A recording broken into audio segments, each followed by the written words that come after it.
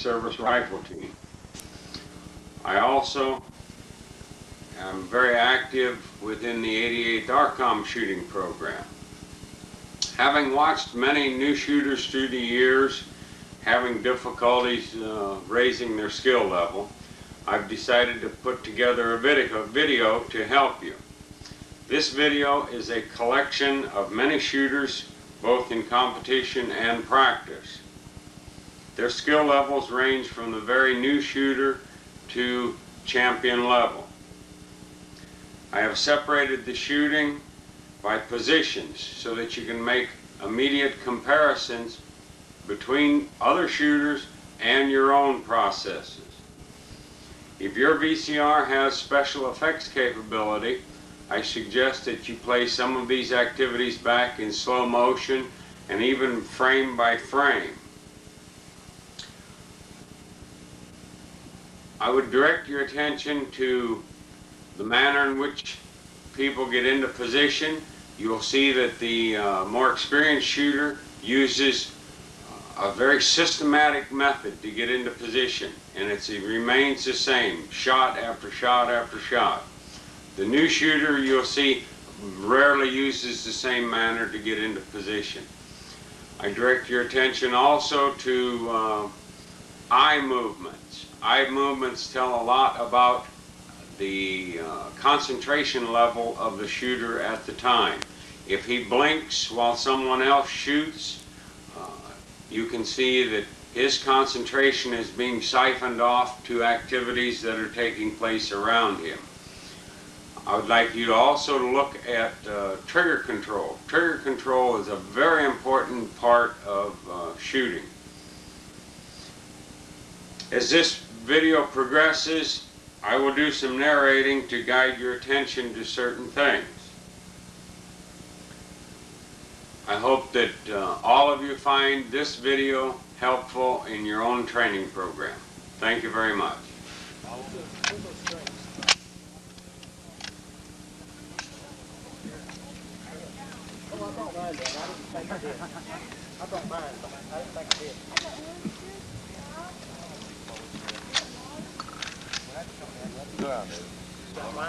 Don't you pedestal about this high? I can see 2 targets, so I shoot in between them.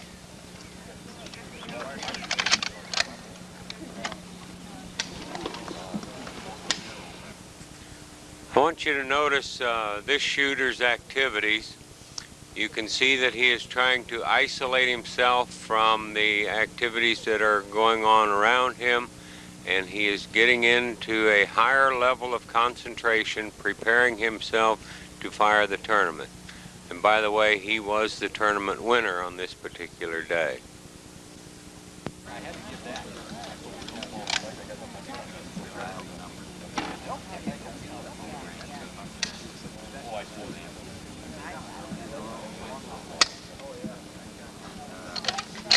Take it up some more.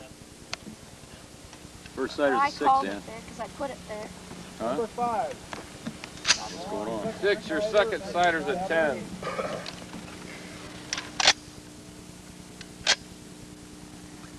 Did you shoot, Steve? 2-9. Okay. Now notice this shooter blink as a reaction to some shooter next to him firing a shot.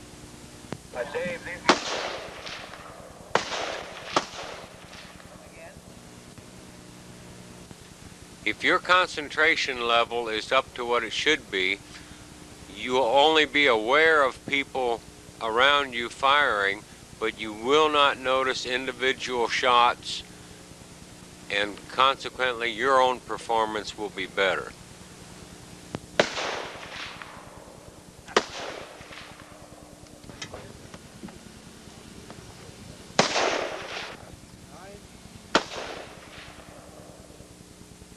Hi.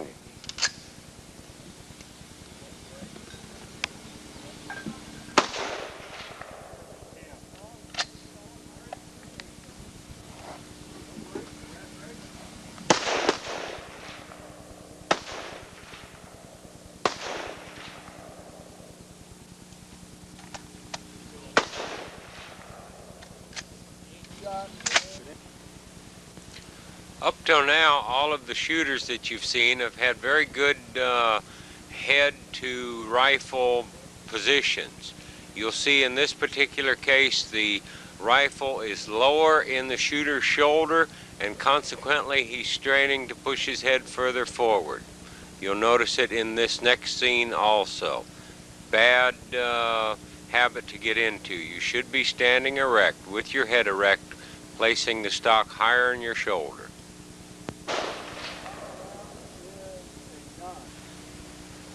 Forcing your head forward to give a closer eye relief causes the neck muscles to tighten up, which interferes with your vision, and it also makes the recoil of this rifle seem much more violent than what it actually is. With a relaxed neck, as it should be, you will actually roll with the recoil. Here you can see the stock is higher in the shooter's shoulder and his head is more erect. This also helps you to maintain your balance, having your head erect. Shot it. I don't think anybody's shooting at it. That was one on with the silencer. Came in last. That one. Hold on. Have it show it. Try and show the miss on 11 if you can.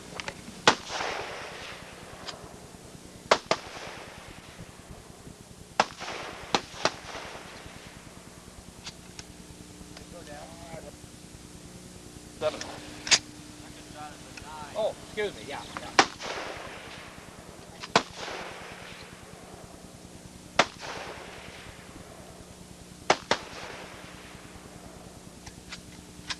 About where it was expected to if it was low. That was your second shot, right? Second shot 9 correct. for your fourth shot, Reed.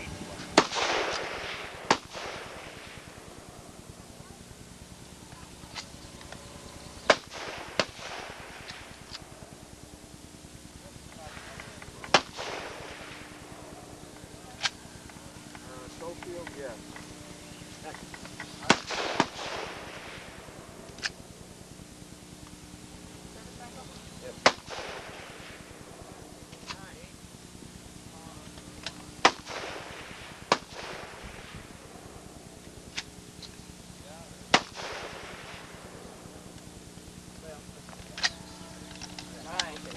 Bob?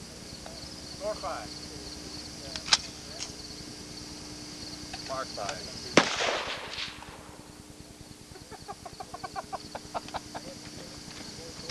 I'm down here giving Dale a bad time. He says, score 5. I said, Mark 5. First record shot is Just to have fun. That's the only reason why. Oh, yeah. A couple guys down here have shot here before. number 2, your first shot. And I said, 5. Here again you can see a shooter firing his very first competitive match with the M14, developing a tight neck situation, trying to get close eye relief. They look almost like they're shooting shotgun. In time, and you'll see later on in this video, this shooter becomes more upright in his position.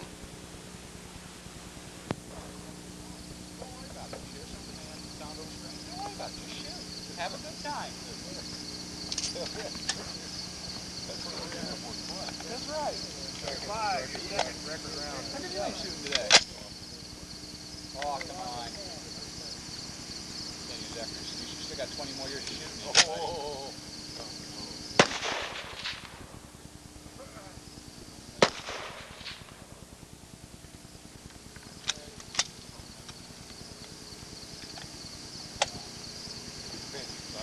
What have been doing lately?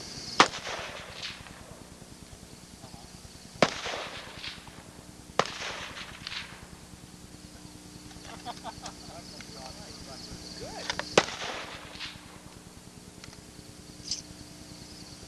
Yeah. 5, your third record shot.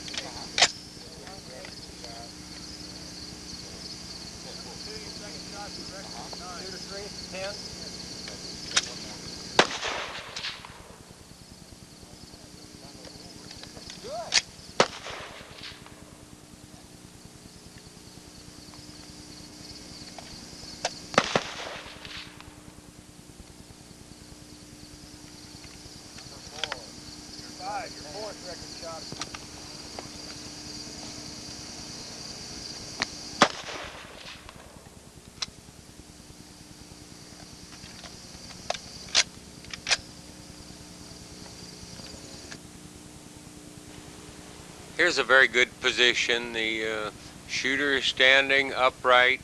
The head is pretty straight above the body. The stock is high in the shoulder. Everything looks pretty good.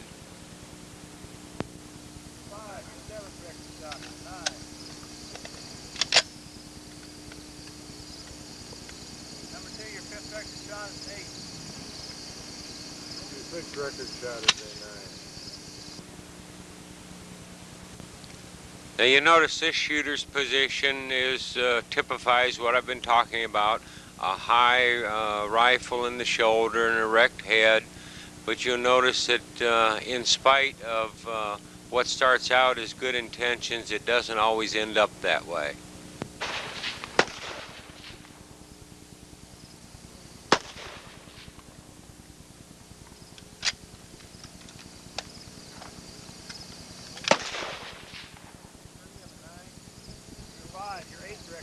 It's got a 9, but it looks like the shooter 3 have a 10. Now in this scene, notice the very wide stance on the shooter on the left-hand side. That's probably too wide a stance, and it causes a little bit of upright instability. A closer stance like the shooter on the right is a little better. Oh, okay. Who's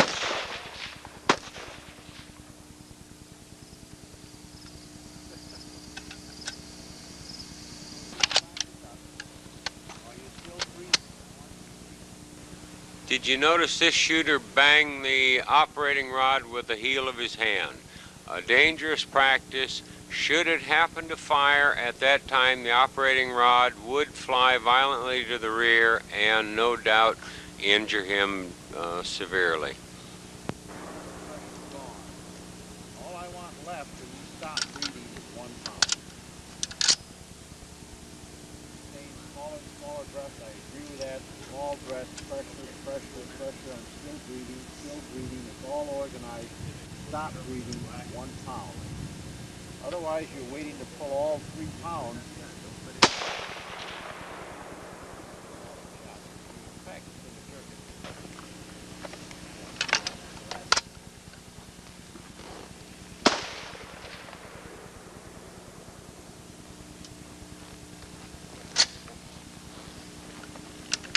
Pressure you're taking. That's I'd why. say that one is high. Okay, but I'd like. Stop. That's the point. Because you have now, on that time, you squeezed. You didn't jerk the trigger. And you have better results. One way you can learn where that point is at night, on the TV, play with that trigger. Because you know that trigger better than anything else in the world. I can tell the difference between a 4.5 pound trigger.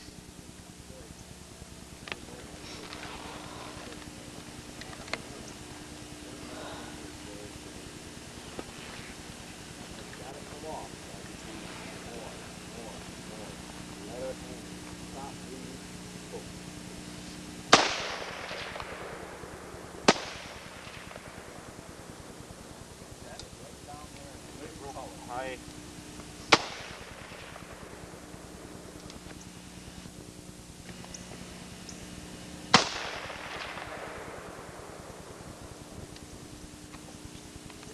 Right.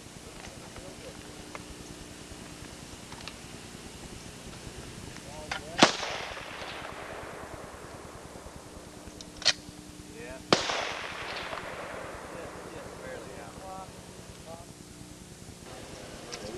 Snapped it. Okay.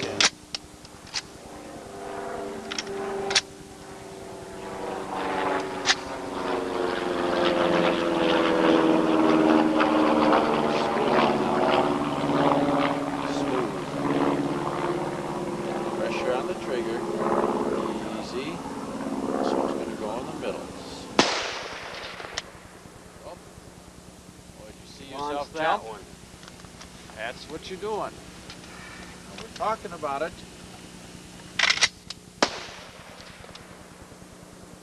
Talking about it. You've got to control that. Try that position again. We're going to breathe pressure, pressure, pressure. Okay. Think about it. Control. Putting the spotter on backwards. Small breaths, pressure. 9 right there. Half of that pressure gone now. Come on. Take it up. Easy. Okay, you're still. Now you're looking down at you're looking down here. So you knew it was going because you immediately looked down at the receiver. You weren't looking through your sights anymore.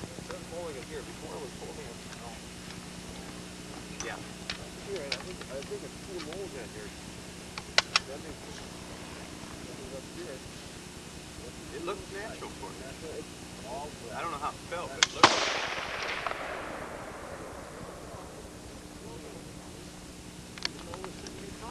I would recommend still doing it. Looks like it hit the spotter. I think you get a little better feel and control. That's different. That's a little farther to the right. Trying to get bone. Like this, no, I don't have a bone here. I get the other side of the kettle doesn't go anymore. Good, you know, you get your muscle down. You know, it looks real good. Hey. Larry, set up yet?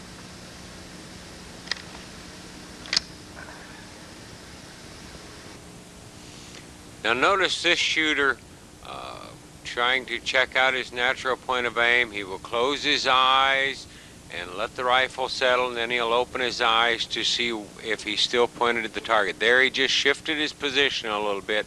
He is checking his natural point of aim. Preparation period has ended. Say the preparation period has ended.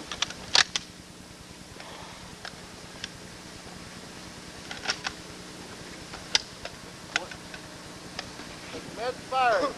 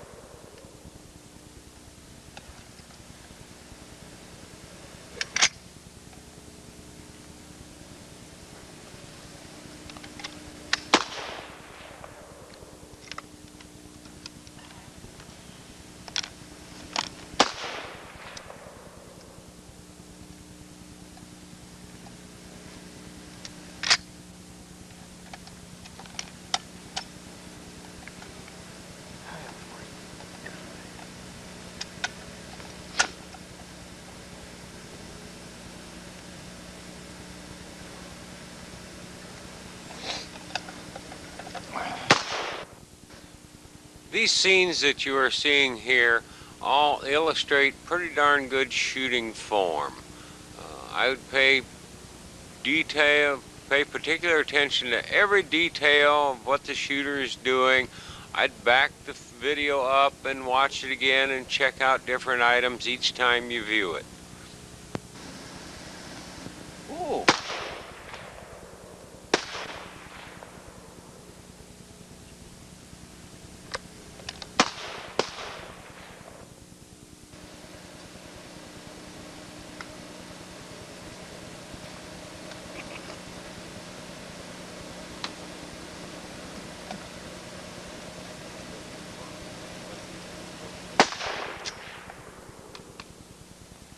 you'll notice he just moved his foot a little bit, changing his natural point of aim. Now in this scene, I'd like you to look at not only his very straight up and down position, his head being straight above his body, but I'd like you to look at that right elbow. That right elbow should just be out to the side at a comfortable position. You need not forcibly hold it up high, nor do you need to forcibly pull it down in close to your side. Allow it to sit out there at a comfortable position.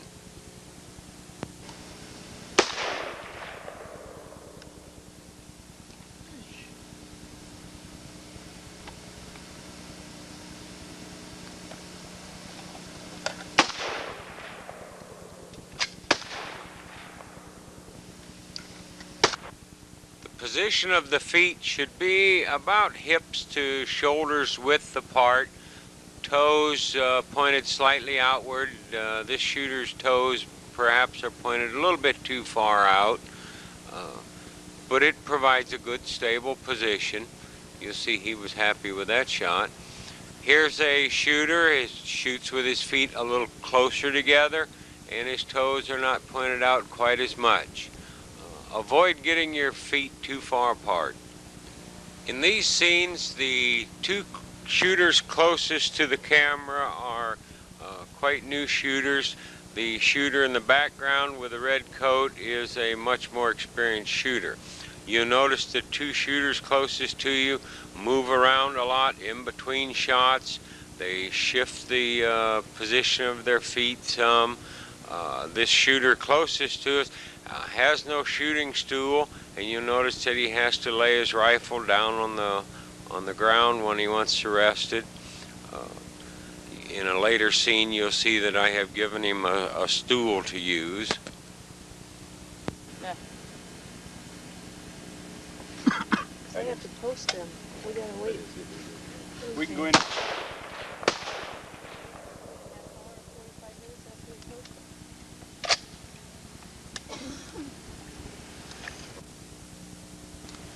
You can see here the need for a shooting stool. There's a lot of strain on this person's body, bending way down to put the rifle down, then bending down again to pick it up. And all this does is increase pulse rate.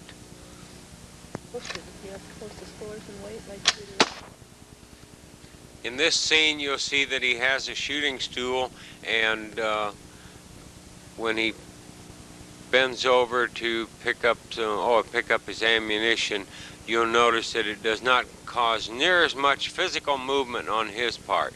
Now look at the shooter directly behind him. See the wide stance that he has. This is what I pointed out earlier.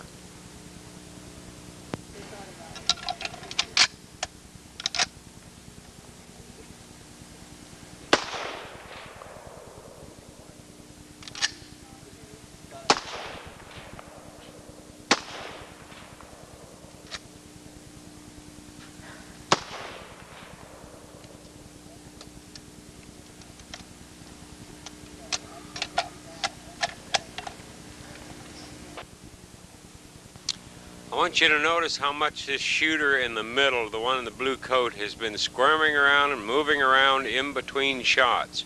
And there's good reason for it, and you will see it here in a few scenes, and you'll see exactly what's been bothering this shooter. And it points out the need to be fully prepared to go to the line and fire the match.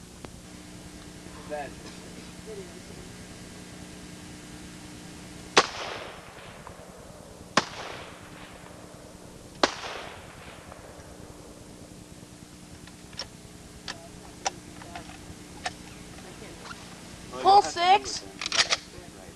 Huh? I've got the stand right here. Put it on the other corner. Pull and mark 6.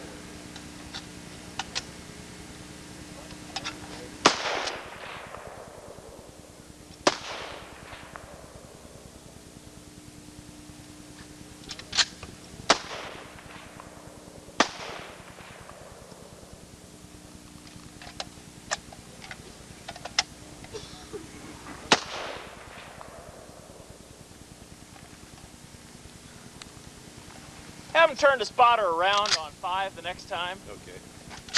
On 5, get the spotter black on white and white on black next time. Oh. next time, I said.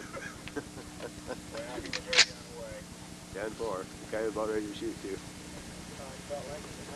That's what I said when I went over to the truck before.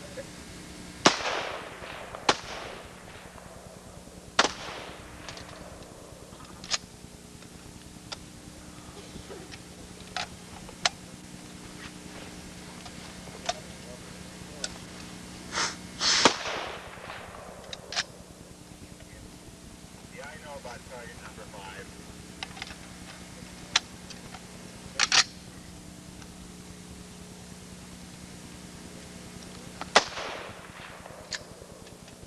Hey Mike, go look in Harold's shooting stool and see if there's an extra set of muffs.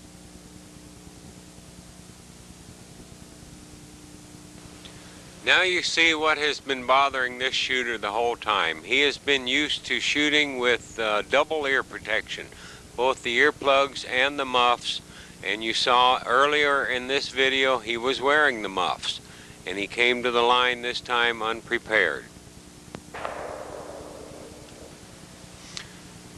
Earlier in the video, you recall I remarked about this shooter in the middle forcing his head forward for closer eye relief. Well, now that you'll see that he's beginning to develop a more upright position.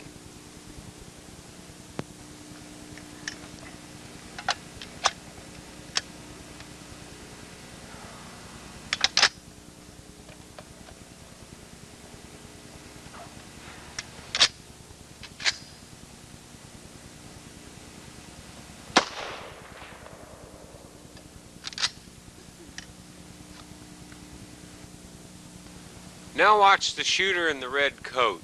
The one thing that you'll see that the good shooters all have in common is that when they get into position, they use the same technique, shot after shot after shot. And uniformity is the name of the game.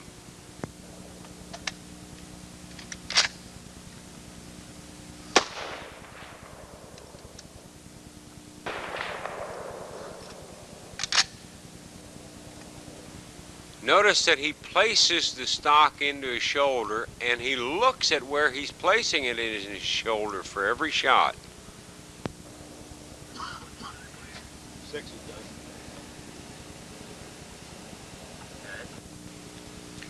Anytime you're on the range firing or you're at home and you suit up and you dry fire, work on your position.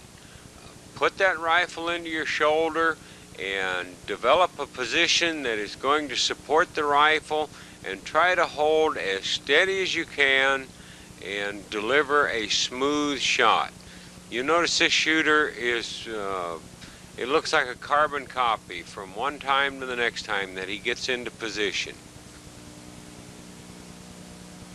He's letting that rifle settle into position, and he'll come down finally and the rifle will just seem to sit there fairly close to the black at all times. Now in slow motion it looked like he went through a lot more than he actually does at normal speed.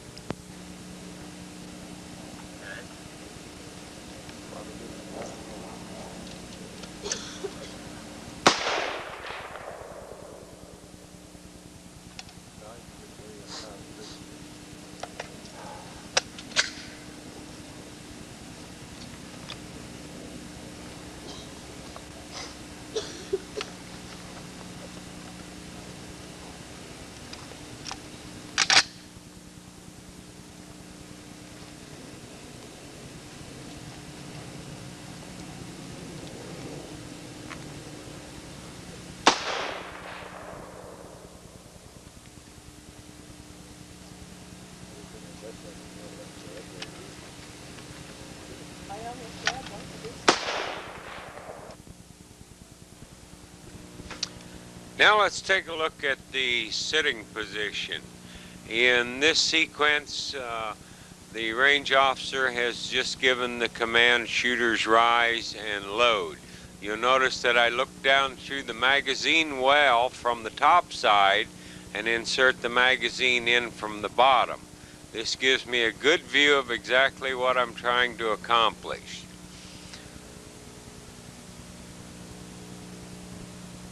Then I close the bolt, and you'll see that I take a breath here. It looks rather abnormal running it in slow motion, but I take a breath and I relax, and then I position my left hand in under the rifle exactly the way I want it.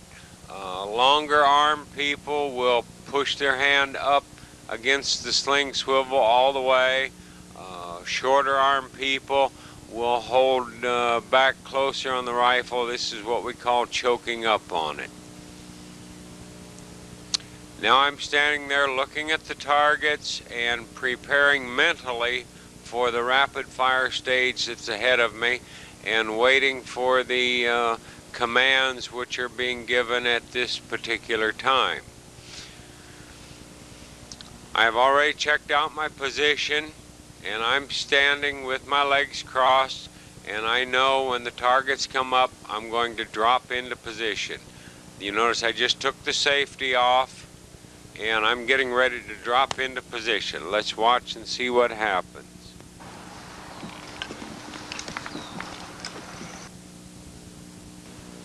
You'll notice the first thing I do is set my left elbow on my knee where I want it. Then I place the stock of the rifle into my shoulder, grasp the pistol grip of the stock with my right hand, and then roll my right elbow and upper body forward and settle down into position. I normally raise my head and take a breath and then exhale and drop on into position.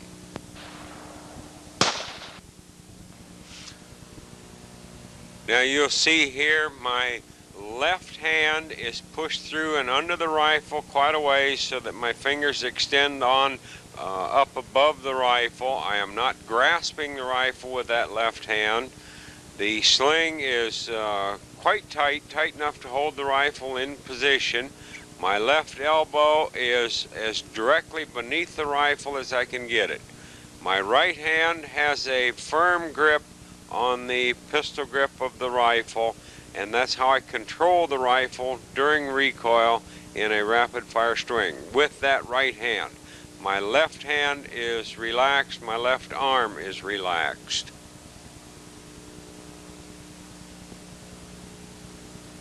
My neck is relaxed, I'm just laying on the stock. At this point, all I have to do is hold a good sight picture and squeeze the trigger and wait for the shot to go off.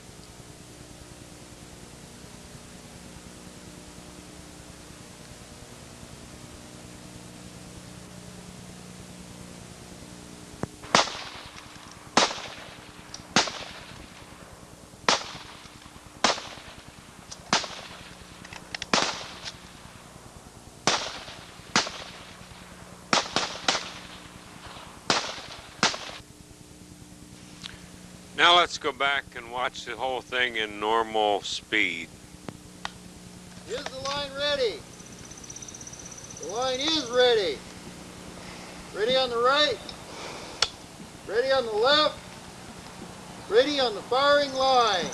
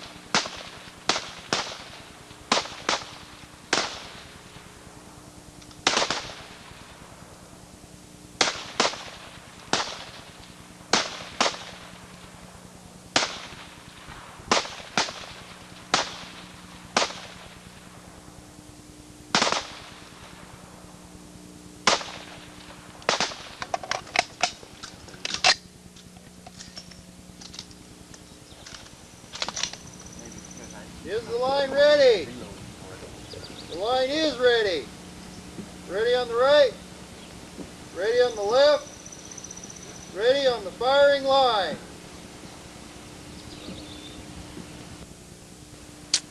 When the commands are given and you're waiting for the targets to come up, I don't think it's advisable to go into a serious crouch. All you're doing is getting your heart stimulated, and you're not really gaining enough time and getting closer to the ground to be of any advantage. So stand up straight and wait for the targets to appear.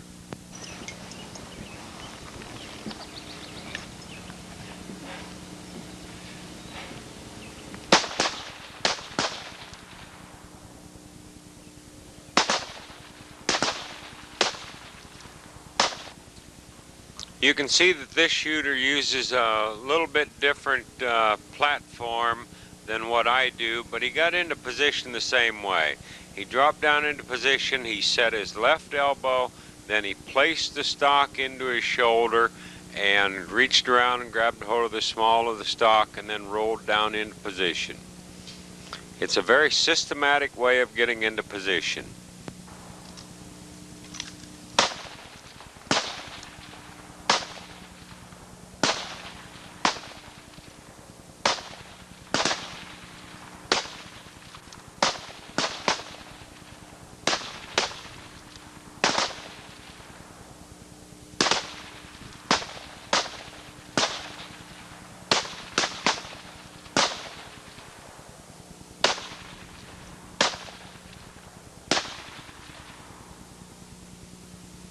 First shot looked like it Any went all high. boys are safe ground?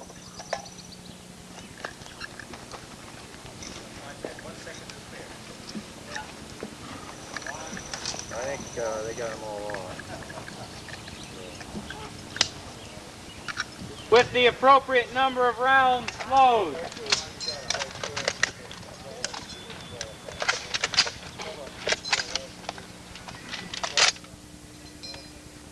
Now, I'd like you to watch both of these shooters.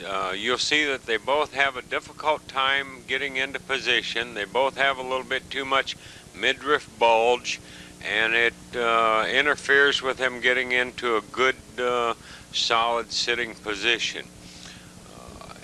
Also, being heavy around the midsection cramps your internal organs while you're trying to fire, and it stimulates rapid heart movement. Is the firing line ready? The firing line is ready. Ready on the right. Ready on the left. Ready on the firing line.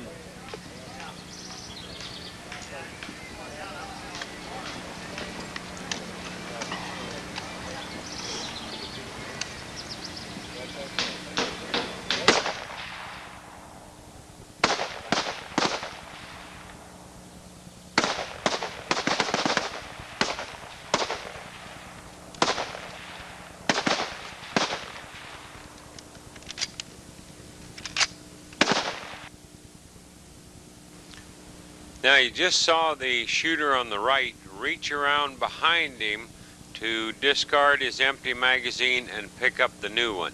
That is not a recommended procedure, but he has to do it because he can't lean forward to pick up the magazine.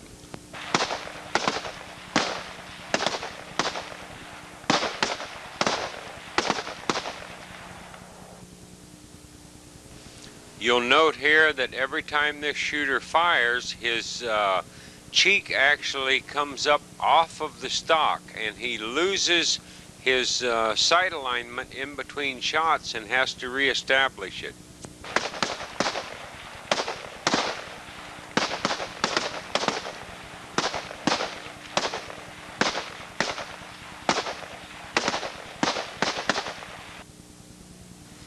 Then he gets in a big hurry to lean over and look through the spotting scope to scope out his target. He could have used that additional time for shooting.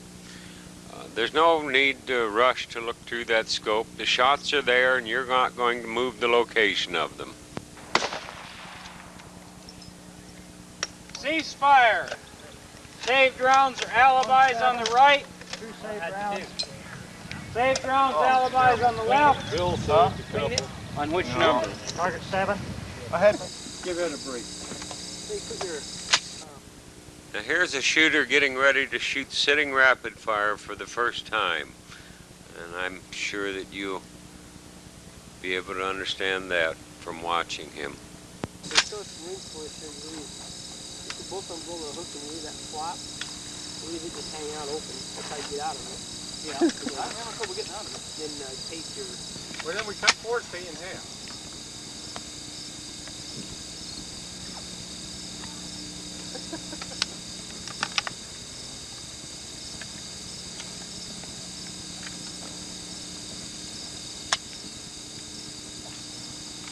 One's got to run the target up and down.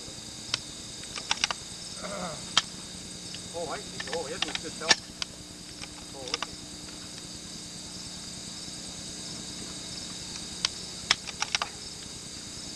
Taking 2 fires for each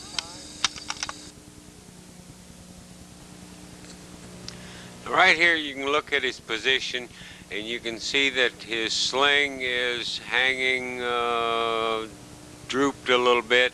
It's not tight enough to give him the support that he needs. You can see also that he's having problems getting the rifle high enough, and that's why he's pulled his hand back to try to get the rifle elevated a little bit, and he's just generally having problems getting enough elevation out of the rifle, and that's common to all new shooters. And part of what accounts for this is the fact that his left elbow, when he's in position, is not under the rifle. Now here you can see this guy's left elbow is pretty much under that rifle. His hand isn't all the way forward on the sling swivel. He's choked up on the stock a little bit, and he puts the butt of the rifle a little bit low in his shoulder, and this helps to raise the front end and give him the elevation that he needs to hold on target.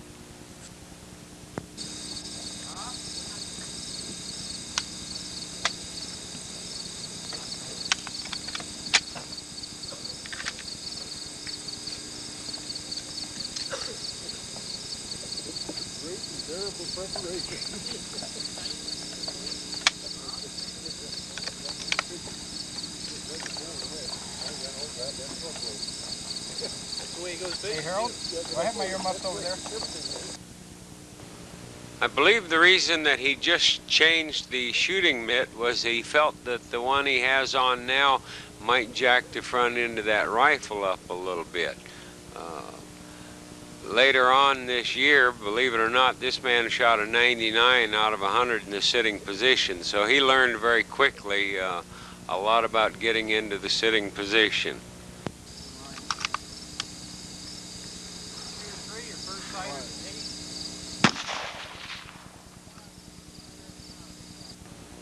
Now right here you see how out of position he has to come in order to look through the spotting scope.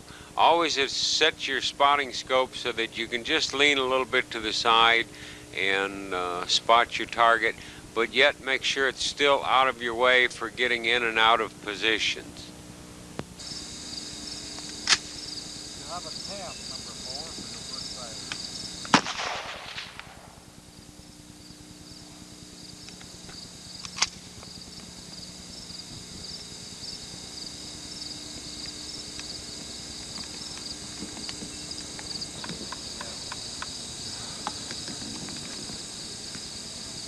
Load and lock your appropriate number of rounds.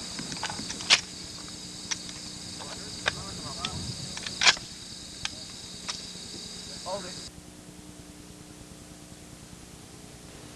Now if you noticed when he, after he put the magazine in and he closed the bolt, the bottom of the magazine moved forward.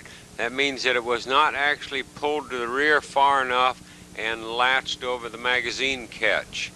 In just a minute there'll be another shooter come over to point it out to him.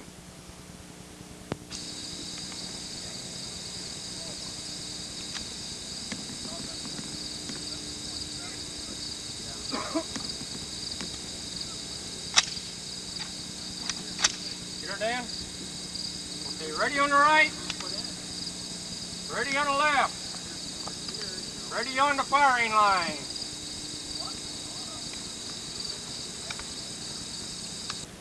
Now always position your scope so that when you do get into the sitting position, you're not going to hit it and knock it over. It's bad enough if it interferes with your own shooting, but if it falls on the shooter next to you and interferes with him, then the embarrassment is even compounded.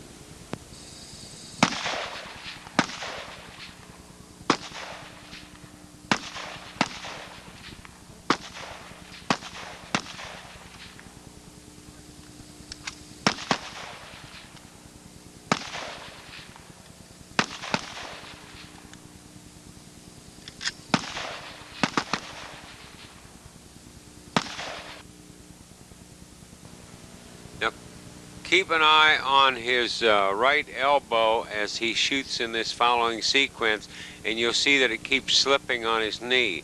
I think it's being caused by the fact that his sling isn't tight enough and that his left arm is not under the rifle the way it should be, making him sit more sideways, and that then makes the recoil kick his elbow off of his knee.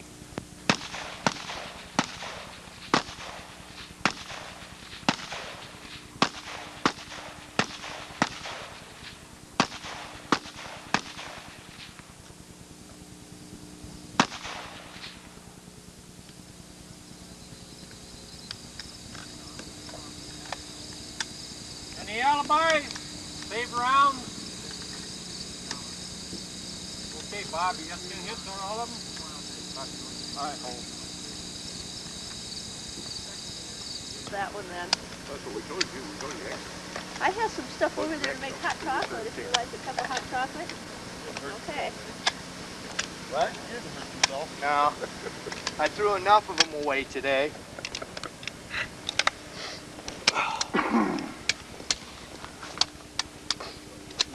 How many straps you got fastened on your coat? 2.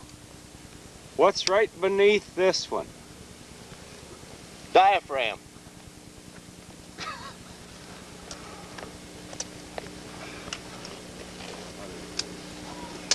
Okay. All you really need is the top one, just to hold it in for your shoulders. Okay.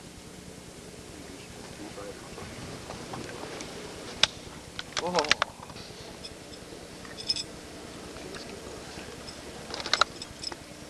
It's too cold for that, Pete. I think this particular scene that you're about to view here really illustrates the proper way to put the sling on if you're using a webbed sling. You see how he has the rifle just kind of cradled inside of his right arm, and it's out of the way, and it allows both hands free to manage the sling.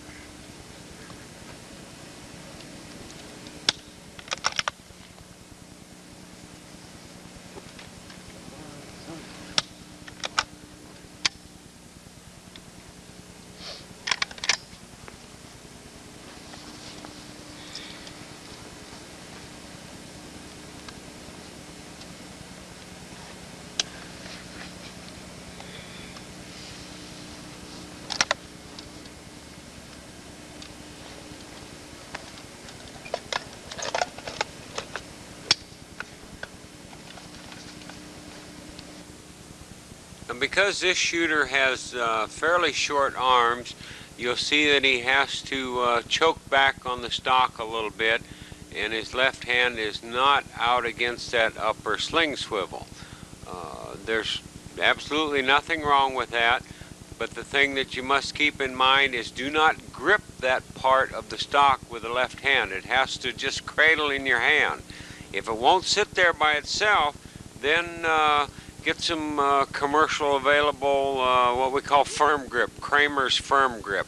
It's kind of a spray-on adhesive, and just spray it onto your shooting mitt, and it'll get tacky, and that'll hold your hand right in that choked up position and allow you to maintain your position without gripping the stock with your left hand.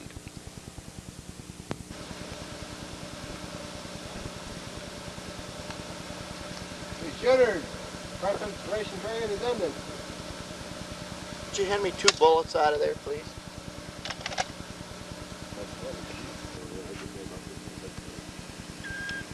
Get that stopwatch working? No doubt you've noticed the frost on the ground, and it is quite chilly this particular morning, and people are trying to warm that right hand. For shooting in cold weather, I think it's probably a good idea to get a thin, tight-fitting glove, like a sport glove of some kind, to help keep that right hand warm.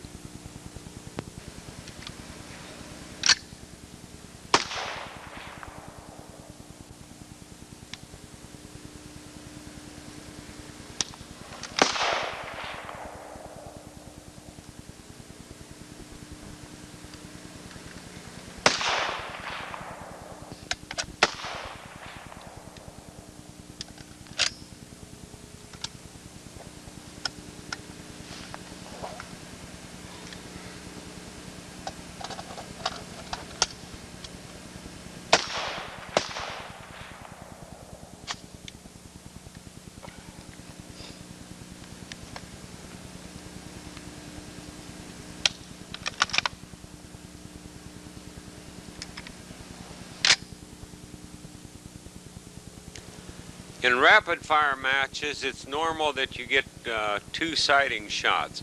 I recommend the first sighting shot be fired from the firing position, starting out on the ground, and check out your natural point of aim and develop a good position, and then in a slow fire cadence fire that first sighting shot. Then for the second sighting shot, do as this shooter is. Go ahead and stand up and go through the commands mentally, and then drop into position and fire the second sighting shot. Now you can see here there was a problem related in getting into position. He placed the left elbow too quickly, and then after he rocked down into position, he found out that he wasn't on target as he should be, and he had to readjust that left elbow. Now watching it again, you'll see what I mean. Now he has that left elbow set, but then all of a sudden he'll have to move it to achieve a better position.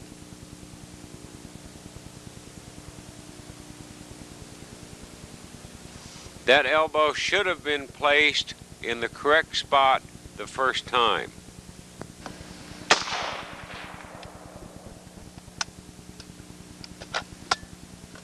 Commence firing.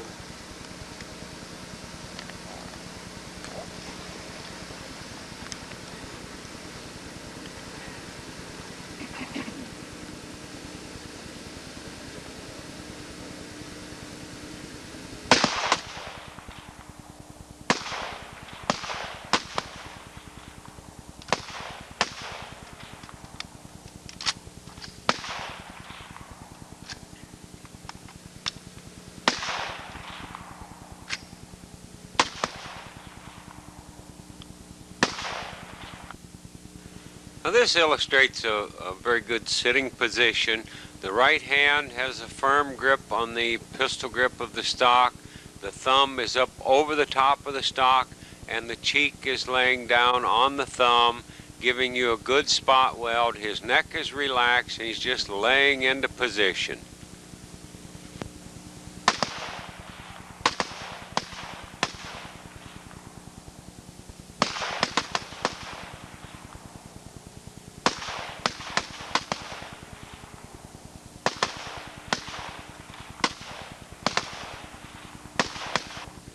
If you have a good position with a correct natural point of aim, every time after recoil the rifle will come down and settle naturally on the target. At that time, all you have to do is pay particular attention to applying good smooth trigger control and maintaining mental control throughout the entire string, and you should end up with a good shot group. Okay, shooters rise. 2 rounds load. All there is what's in there too. That's what they did last year. The line ready. Ready on the right. Ready on the left. Ready on the firing line. When your targets appear, we commence firing.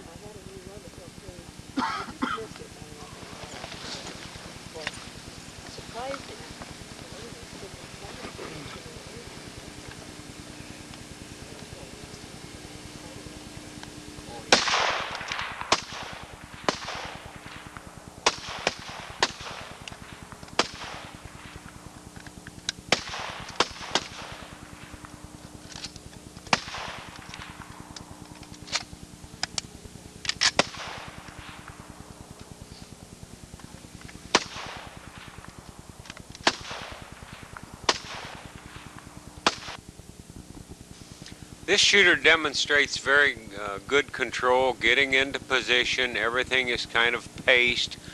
The only thing I would point out here, and I think it's probably a problem, is that that left elbow is pushed too far over the knee, and he's having to crowd his position down low in order to get the front of the rifle up high enough to be on target. If his left elbow were up a little higher, then he could elevate his whole body just a little bit, and I think he'd be a little more comfortable in position.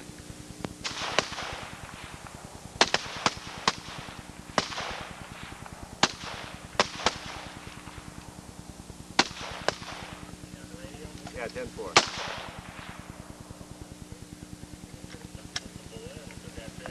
Okay, I'll just turn the squad up a little.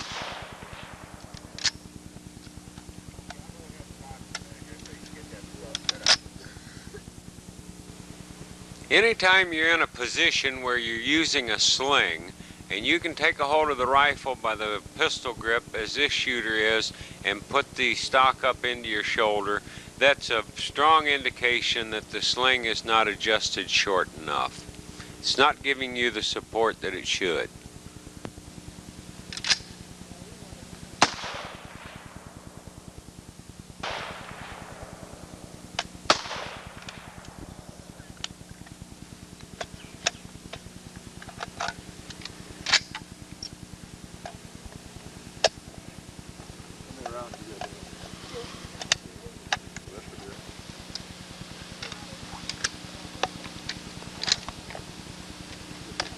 Fire around for me. I want to get it on tape.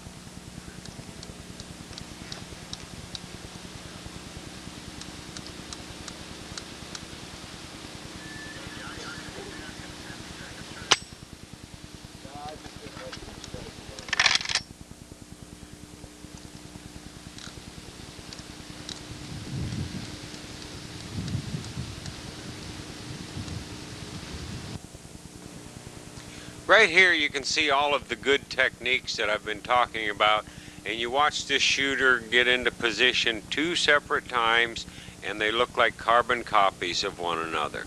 Now the things that I've been pointing out are sound marksmanship fundamentals. Now if you're not using a position like this, but yet you're shooting 99s and 100s, then don't be concerned about it.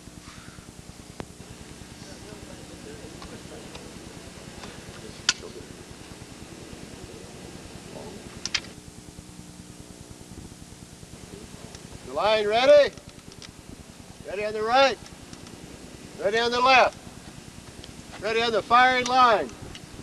Now you can watch both of these shooters are holding the rifle with their right hand at the small of the stock, and usually it's better, you're better off to hold the rifle back towards the butt plate and drop into position. Now you can see the front shooter here got right into position, and his sling is obviously too loose. There it is, you can see it right there. His sling is obviously too loose to hold that rifle the way he should be. We'll go through this again. He has that stock setting up there in his shoulder. He just kind of shoved it into place rather than placing it exactly where he wanted it, and then you could see that he had to readjust it afterwards.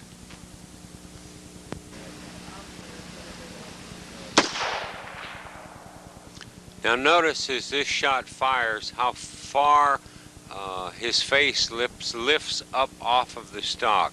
That should not be. His face should be right down on his thumb, and it should make steady contact all through recoil. Mike, Mike, 2 rounds.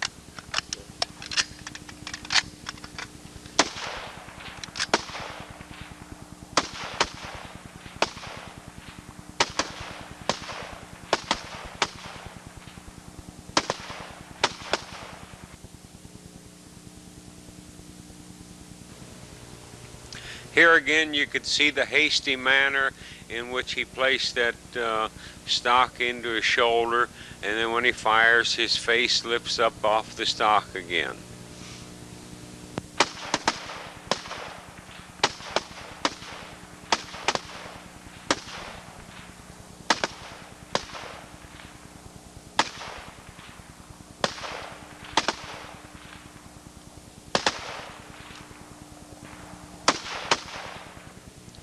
In taking another look at this same order of firing, you can see that if his sling were adjusted much tighter, actually his left hand could be out against the sling swivel for as long as his arms are, and this would help to stabilize his position.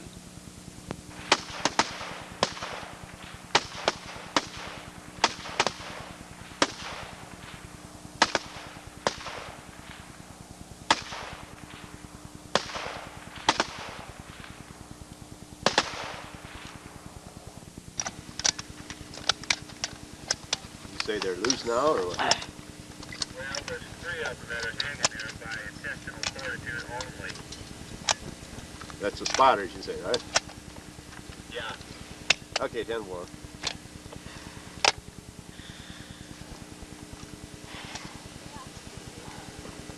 Oh, good girl, Mike. Yeah. This is, got some spotters about his paw that here raises it up. Boom.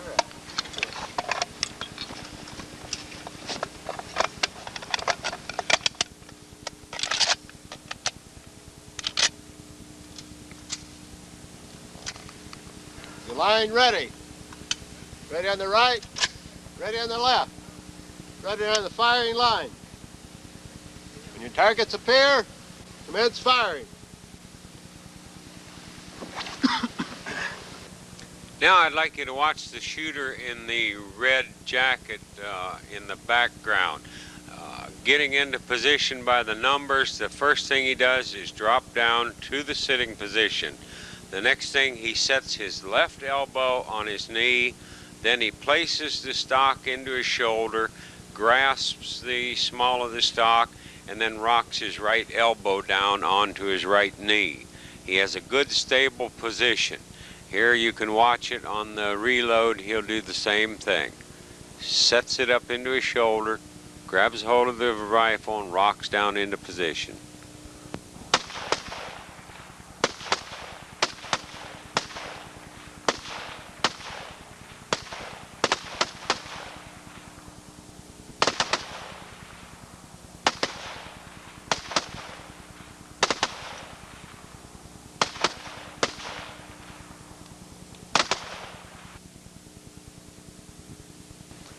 Here's that slipping right elbow again. I still think if this shooter would get the left arm in under the rifle more and face into the target just a little more, the recoil wouldn't go against that right elbow quite as much.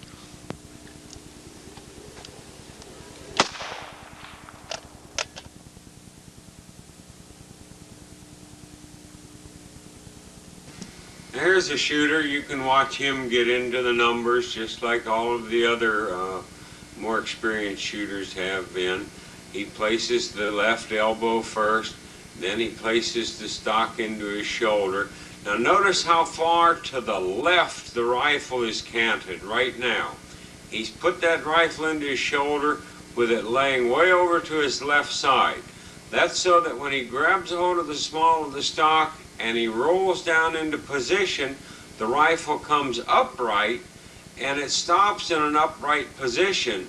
Whereas if you started off with the rifle upright and then rocked into position, the rifle would be laying over on its right side when you were trying to fire. So always start off with the rifle rocked or rolled way to its left side. Now he has basically a pretty good position here.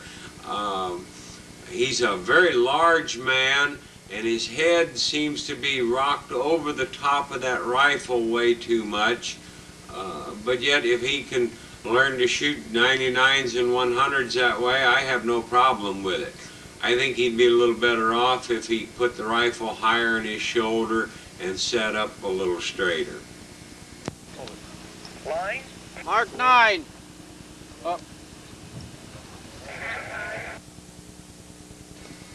Now earlier in the video I mentioned for cold weather shooting anyway to wear some sort of a tight-fitting sport glove on your right hand. Well, that's what this individual has, is a sport glove, and he has the finger cut out for access to the trigger. But that type of a glove will tend to keep your hand a little warmer in the very cold weather. Down one, down one.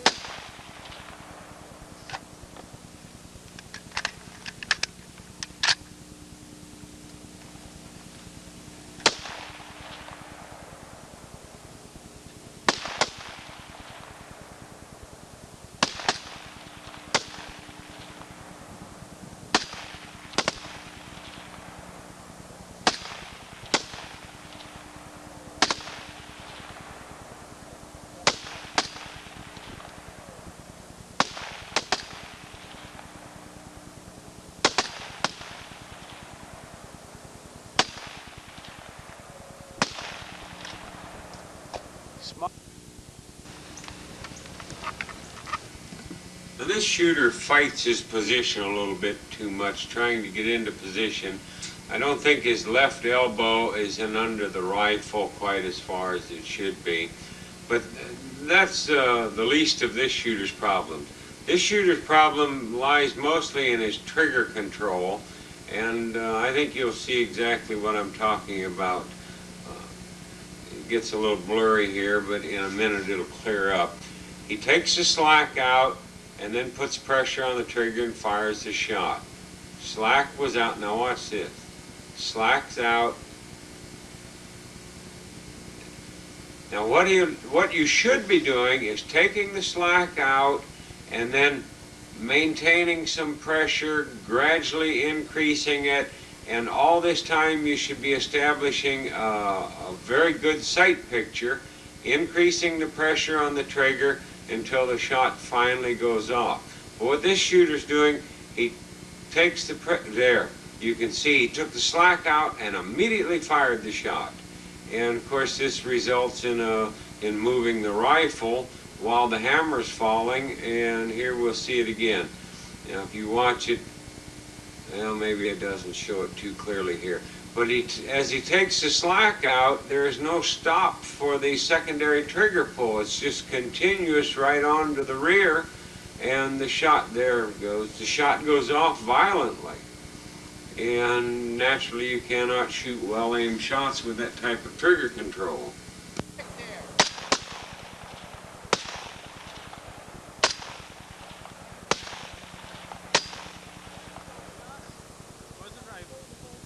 Too hard on the trigger. They were off the bottom, weren't they?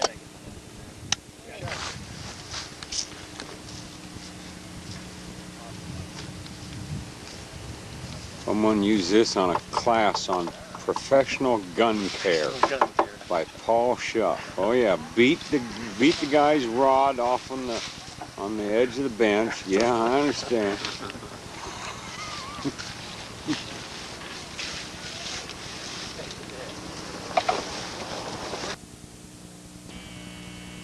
Rifle maintenance is an important part of competitive rifle shooting. You have to keep the barrel clean in order for the barrel to perform at its maximum capability. You need to clean that bore, soak it with bore cleaner, dry it out with a patch sometime later, and continue cleaning until the patches come out with no green showing on them. Green is an indication of copper breaking down. Ready?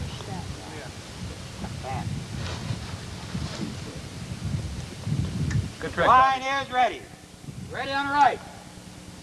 Ready on the left. Ready on the firing line. Your targets appear. Commence firing.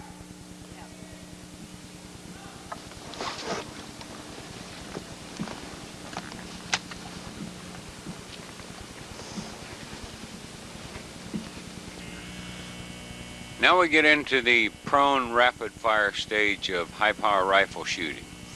In shooting prone rapid fire, the position has to be tight enough to maintain itself through the first 2 shots, the magazine change, and then the following 8 shots.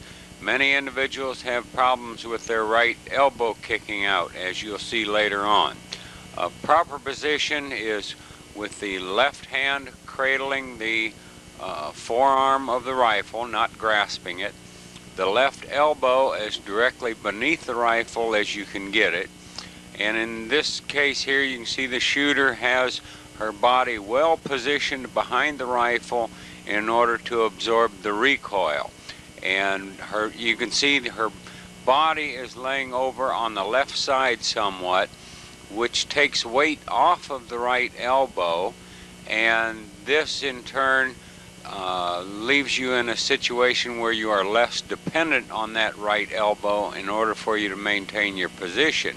And you'll be able to see as she continues to fire, her elbow does not kick out on her.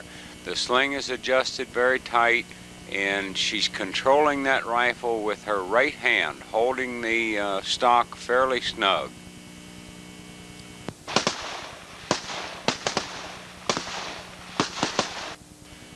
In spite of her very good position, her scores were low, her group sizes were too large, and I could not see anything from this angle that would produce the low scores.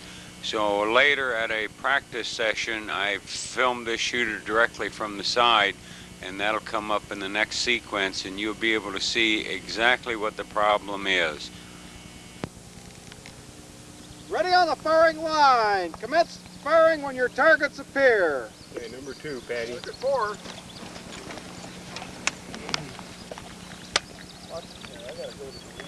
Okay.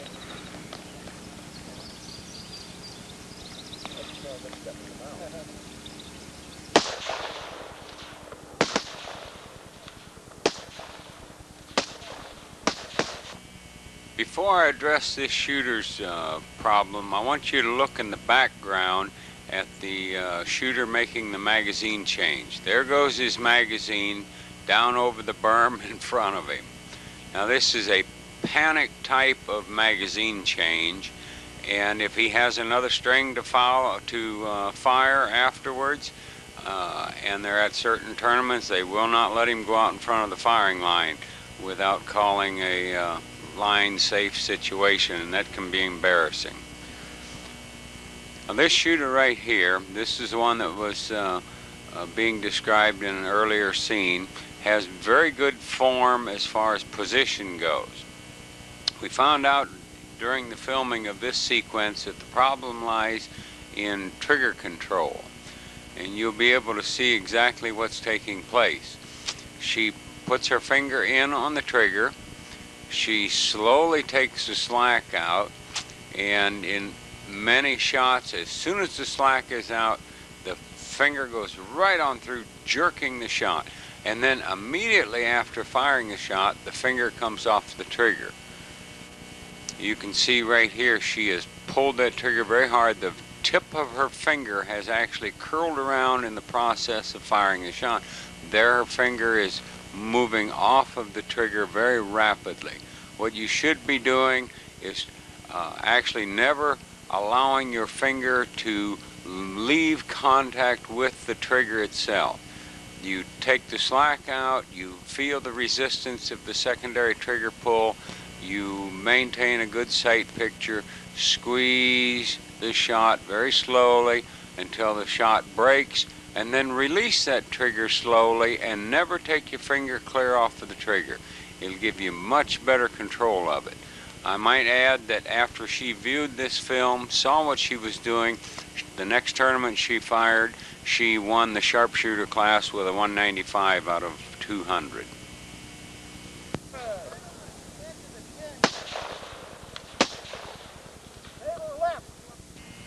New shooters have an exceptionally tough time maintaining their position throughout prone rapid fire.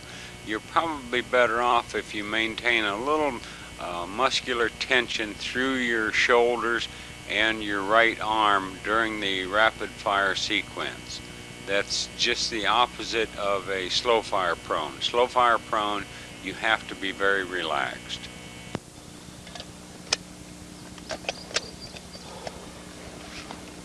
Load!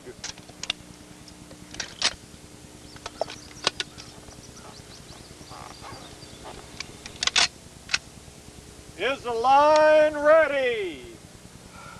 The line is ready. Ready on the right. Now you notice this shooter just reached down and picked something up with his right hand. This is a training session that he's in, a practice session, and he reached down and picked up a timer, and he just keeps track of how long it takes him to shoot a rapid fire sequence. Ready on the firing line.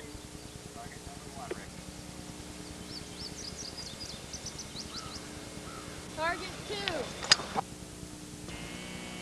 This is a NRA master shooter, and he displays very good technique in getting into the prone position. He had a particular spot that his left elbow was in during his 3-minute preparation period. And you'll see as he gets down here, he's looking exactly where he wants that elbow to go. He sets that elbow at the very lead edge of the match, which I recommend. Then he slides back away from his elbow, takes his right hand down, gets a hold of the butt of the rifle, sticks it up into his shoulder, then reaches forward and gets a hold of the small of the stock. Then drops that right side down in so that the elbow makes contact with the mat. His body is laying out pretty much directly behind the rifle. You'll see that after he drops into position, he wiggles around a little bit and he checks his natural point of aim. You can see it right now.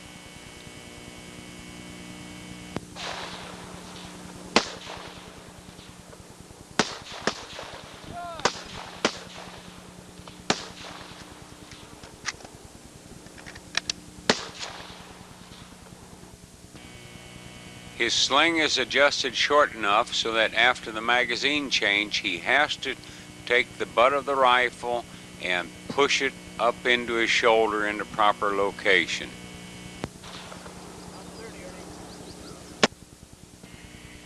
Before he fired the first shot out of his second magazine, you saw him wiggle around just a little bit and check his natural point of aim again.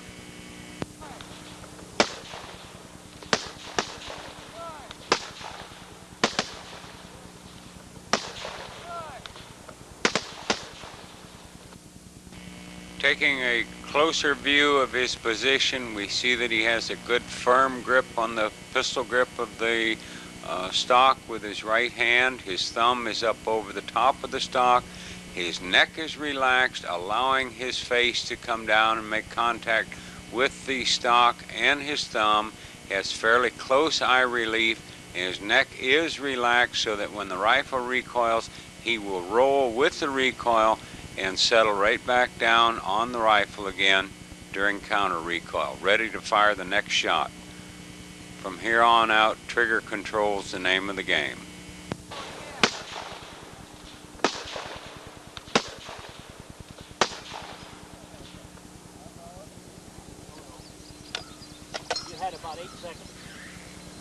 Overtime. Make the line safe. Lock and clear your weapons. Any saved rounds are alibi. This is a distinguished master shooter off the 4th Army team. I'd like you to note here again, she's laying directly behind that rifle. Her left, or in her case, her right elbow is directly beneath the rifle, utilizing this same form that I've been talking about. Her left knee is kicked up, where a right-handed shooter, normally it's his right knee that is kicked forward. Very good position.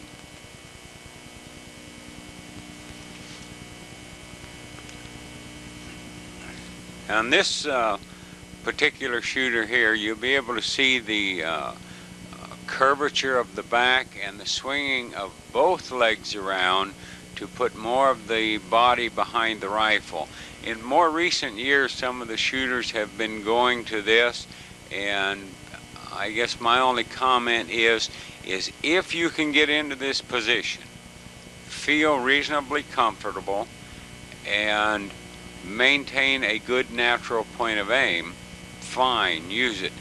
We have a shooter on the 4th Army team that brings his right knee up so far during infantry trophy shooting that he actually supports that right elbow and can fire 40 shots in 50 seconds on the infantry team match and infantry trophy team match and produce 38 to 40 hits. But I'm not saying that this is what you should be doing. It's something that you can check out and see if it's for you.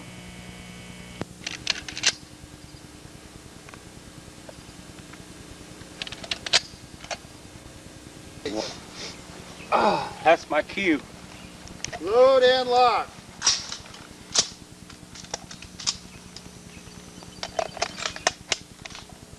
Is the line ready? The line is ready. Ready on the right. Ready on the left. Ready on the firing line.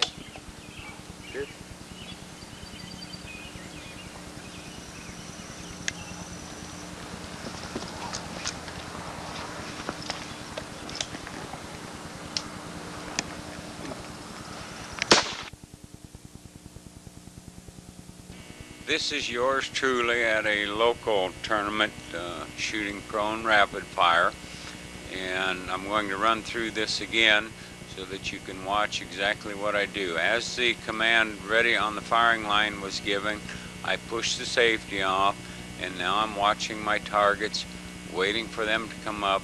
I'm thinking about exactly what I'm going to do in my performance. Now I drop down onto the mat, and I always pull my part of my coat in under me so that it doesn't get wrinkled.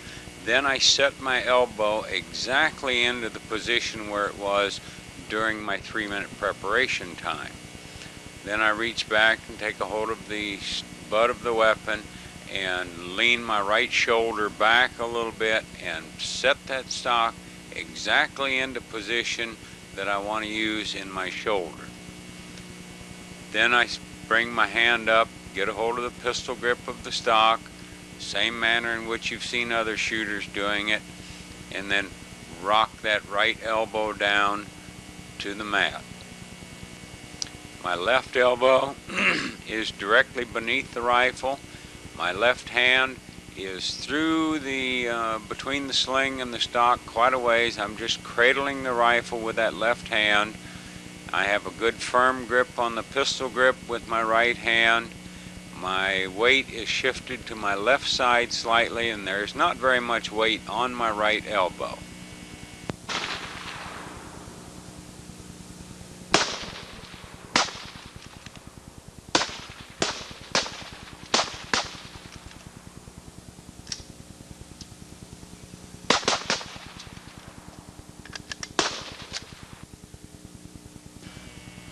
I've just made the magazine change, and I'm getting ready to fire the remaining 8 shots.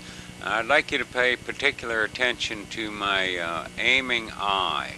I don't blink for the entire 8 rounds. All the other gun firing around me does not distract me in any way. I'm thinking about one thing, and that is sight picture and maintaining good sight alignment and trigger control. Now, I will say that if my eyes blur during this sequence, I will blink my eye then to clear my vision. Otherwise, I do not blink.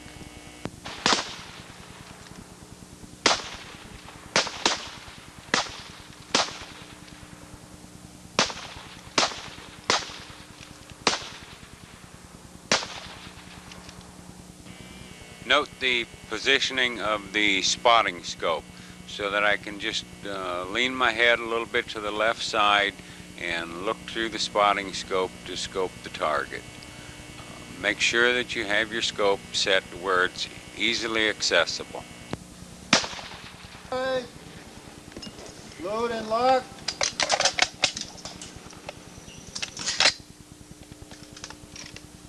Is the line ready?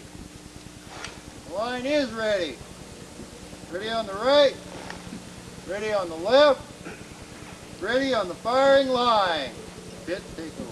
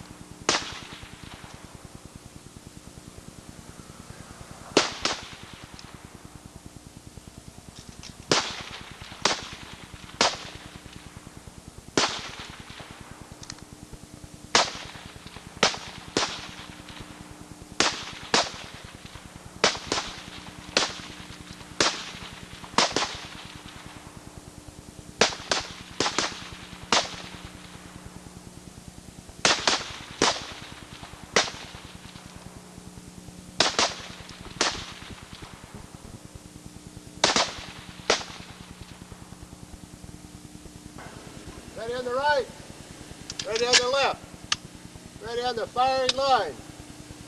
The target's the bear, commence firing.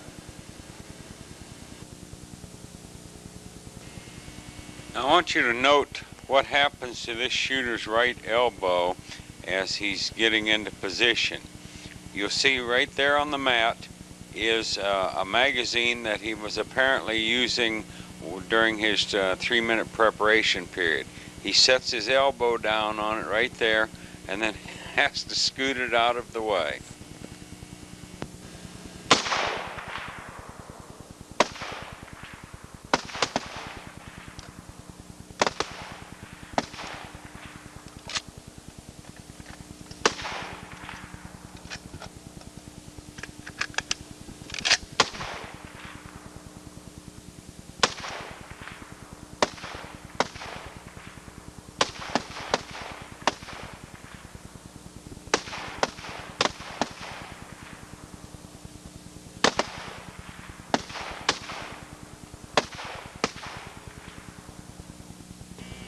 You notice the last shot that this shooter fired, his head was up off of the stock and he was looking over the top of the rifle.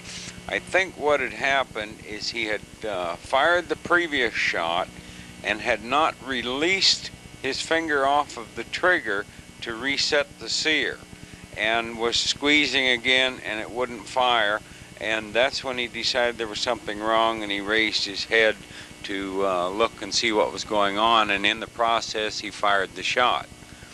Now here we have a shooter going down into position, and I can tell you his sling is too loose. You'll watch, he can set that rifle right up into his shoulder without having to lean away from the rifle and put the stock into position with his right hand.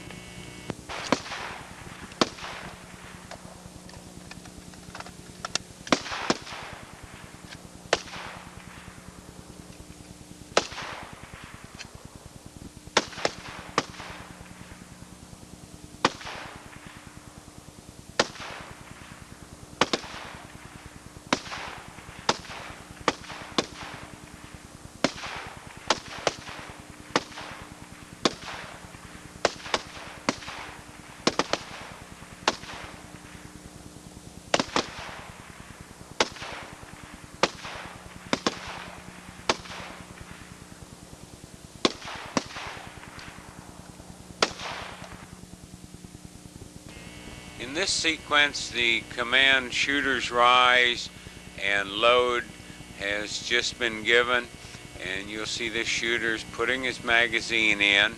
After making sure the magazine is locked, he closes the bolt, and you watch him, he pushes the safety off right there. And now I want you to watch him going down into position. You see. Ready! Line is ready! Ready on the right! Ready on the left! Ready on the firing line! Commence firing when your targets appear. You'll see he practically throws himself to the ground, and I want you to listen to hear how hard that left elbow hits when he drops onto the ground. It actually clatters the rifle. Target 4, Bob. Now, this is the shooter that we just watched take the safety off. Apparently, right here, he puts the safety on. I can't see it, but as you'll see, he has to take the safety off again. So somewhere along the line, he put the safety back on. This is all caused by nervousness.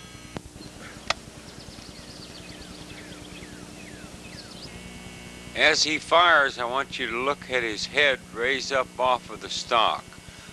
Apparently his neck is not as relaxed as what it should be. If it were, then his face would stay right on his thumb, and you wouldn't see the rifle settling down on counter recoil and actually leaving contact with his cheek like it does.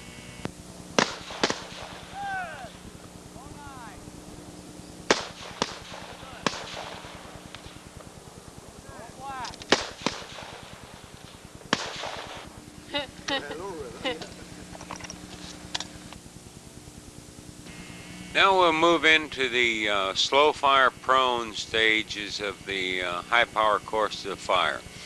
In the slow fire prone, here as you can see in this picture, that left elbow goes directly beneath that rifle again. Get that elbow in under just as far as you can. If the magazine actually makes contact with your arm, it really doesn't hurt at all.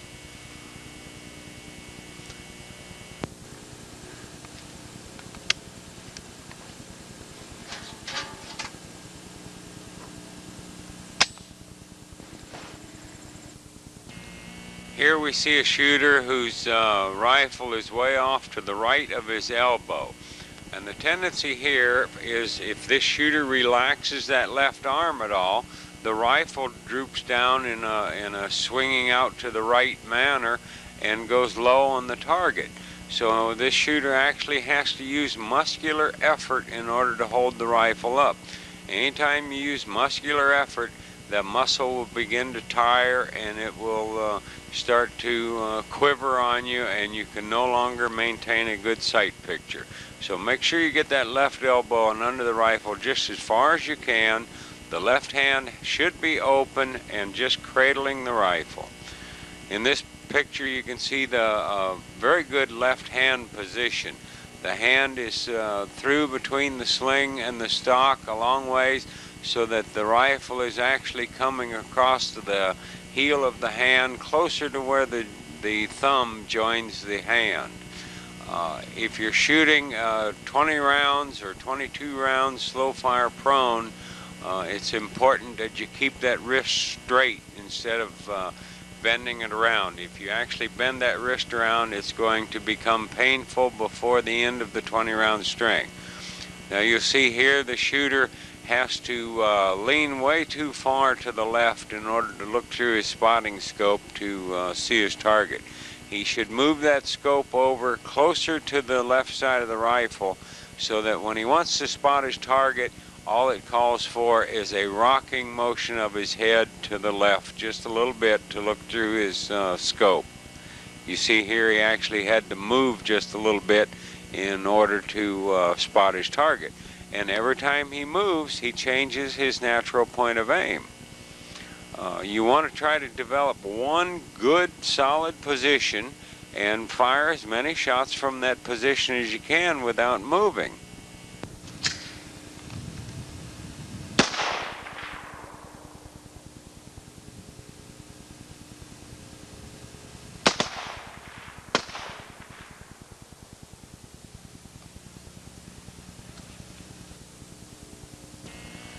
Keeping a record of your shooting is very helpful as you go from tournament to tournament. And if you don't have a high power scorebook, you should try to get one from a local sporting goods store if at all possible.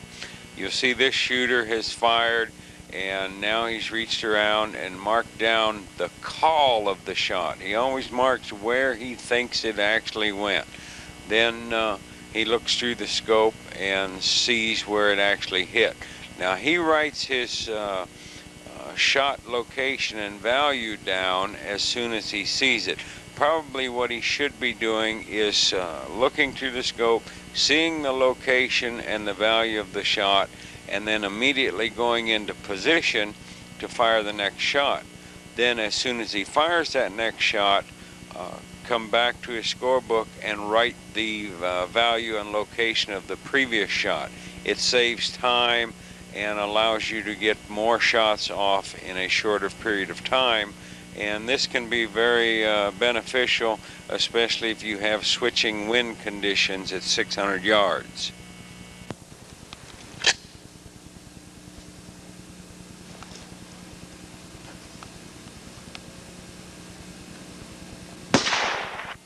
The position in slow fire prone for high power is very similar to that of rapid fire. The only thing in slow fire, you don't have to be as tight in position, and you need to be more relaxed. You need to just be able to lay on that rifle, and utilizing a good natural point of aim, the sight should just set on the target, and all you have to do is squeeze the trigger and follow through.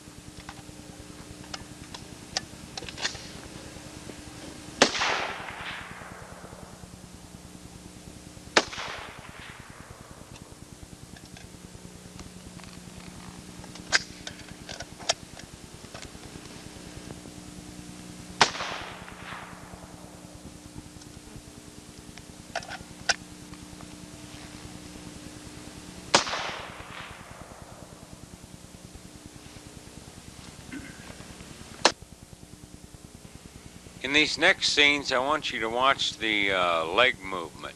This shooter here has just fired and then moved his legs around to the right a little bit during the reloading process. Now, every time you move your legs, that changes your natural point of aim on the target. So once you have developed a good natural point of aim, try to avoid moving that lower portion of your body. The only part of your body that should be moving is that right quarter, where you take the rifle out of your stock and you reload and you make notes in your scorebook, and then you put the rifle into your shoulder again. The left elbow and the lower portion of your body should remain in that good position that you developed while you were checking out your natural point of aim. And then as you continue to fire, before you fire the next round, make a check on your natural point of aim again to make sure that it has not shifted. Now you see this shooter does very little movement of any part of his body except that upper right quadrant.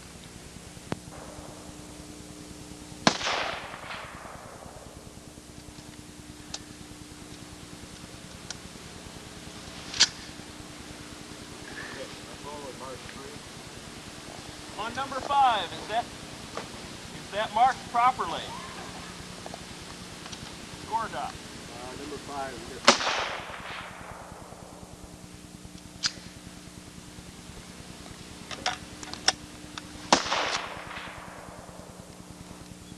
Go back to that.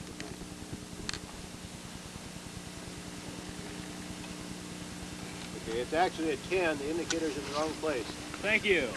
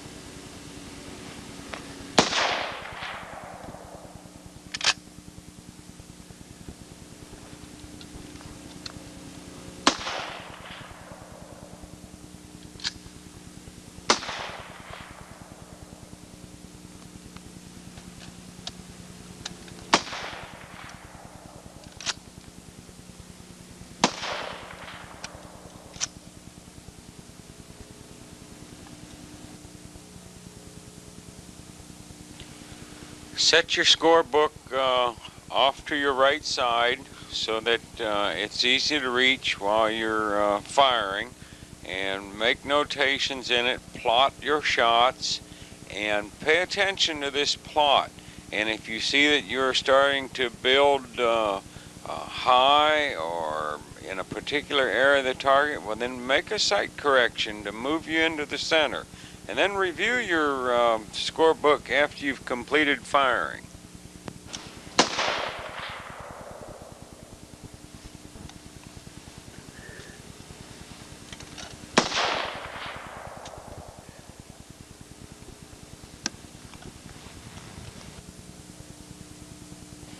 Most new shooters during a 20-round string of 600 yards will make several sight adjustments, so always make sure you put down what the prevailing conditions were for the day as far as light and temperature, and then indicate what you think the correct zero was for that particular day, and circle it so the next time you go to shoot you have a starting point.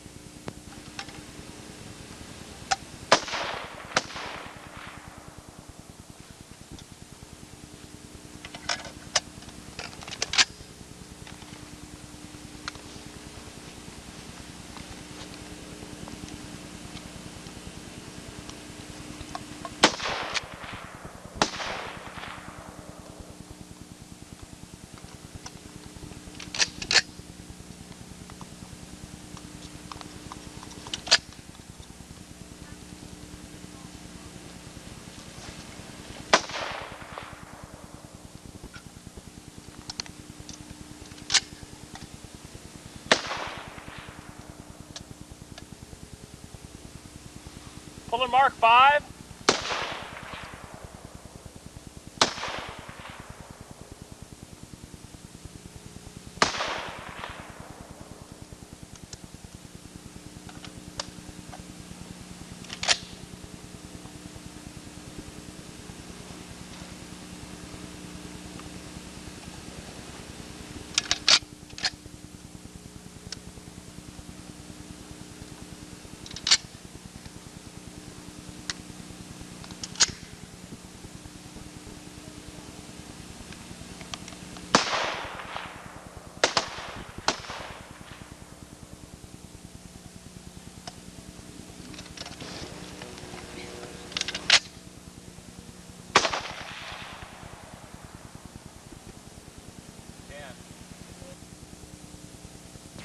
Here's an example of not having a telescope positioned correctly. You see that the shooter had to move his left elbow in order to get back far enough to look through the spotting scope. He's a brand new shooter to high power competition, and this will be one of the things that he learns very soon, is to position that scope to where all you have to do is rock your head to the left and spot your target. Now you'll hear some comments being made throughout this. This is the coach of the shooter on the right that you can't see. Trigger control. Make it break like you did that last one.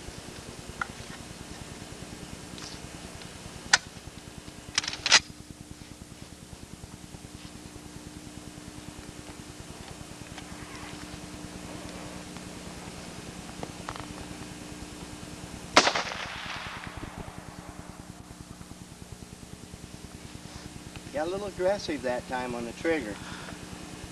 Just squeezes so easily. That stuff's a big one. Oh, I think it's too hard to see down there. I know it sure would be for me. I'd be all over the place. I can tell you that was a 9 at about 3 o'clock. No way. It would be for me, I know that. Getting them in there. Good. Maybe that's why it looks.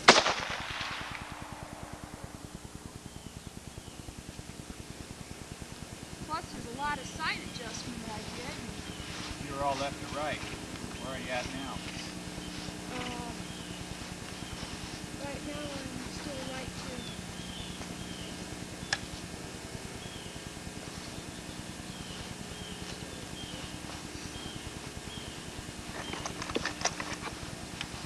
Right 4.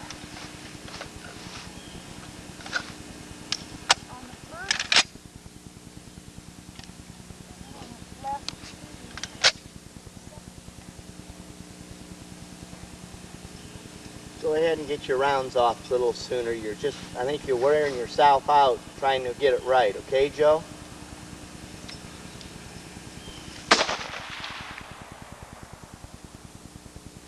Easy on that trigger. Easy. Every shooter that wears corrective lenses for vision has an additional problem of utilizing his glasses along with his open sights and his spotting scope. And this is something that every shooter is going to have to learn to contend with.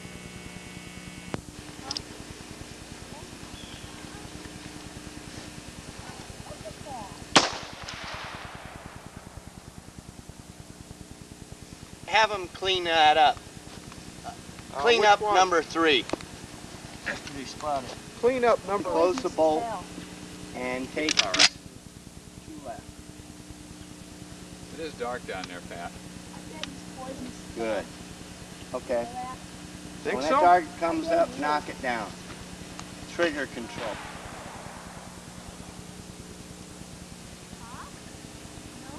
Pull 3. Oh, never mind. They got it. Load it up, knock it down. Alrighty.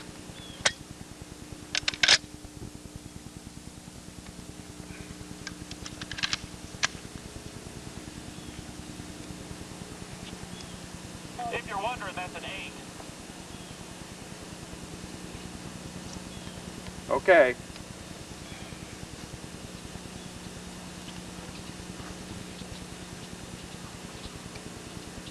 I think I'll squish it. I don't. I think it's poison.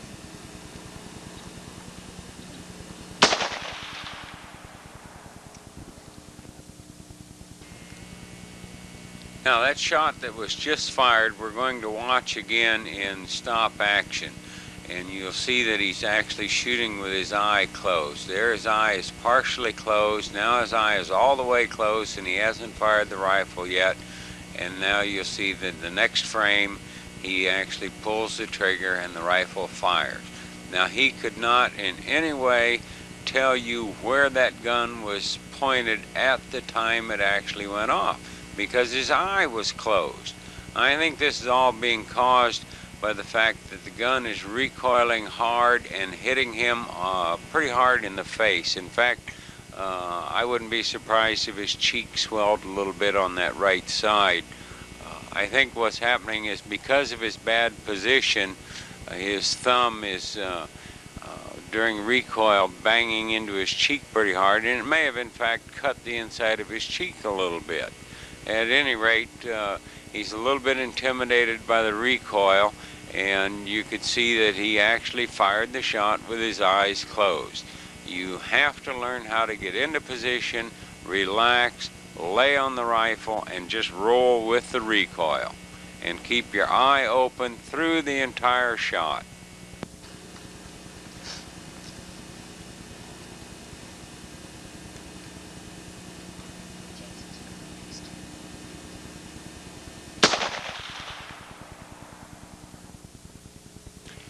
Here again, you'll see that he fired the next shot with his eye closed. In going through this film frame by frame, you can actually see that the eye closes and the rifle has not been fired yet, and then as you advance the film slowly, you see the rifle going to recoil while the eye is shut. Load it up, knock it down when it comes up. This will be the last shot. Okay, that was an 8 out the right. You're walking around the target.